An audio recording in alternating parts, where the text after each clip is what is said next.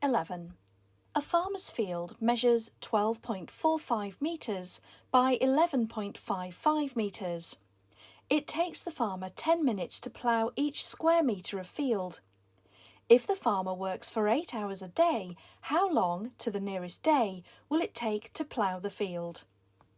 Because we are going to give an answer to the nearest day and therefore we can approximate, it means that we can round 12.45 and 11.55 to the nearest whole metre to make the calculating easier. 12.45 would round down. You can see how the 4 in the tenths column means 12.45 would become 12.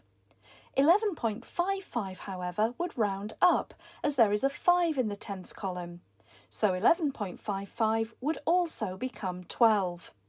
12 multiplied by 12 is 144.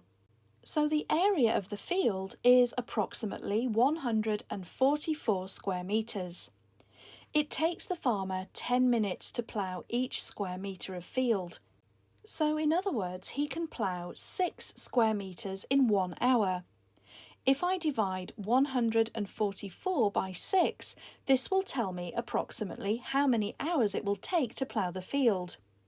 6 does not go into 1, but 6 goes into 14 twice with a remainder of 2.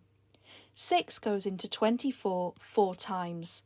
So it will take the farmer 24 hours to plough the whole field.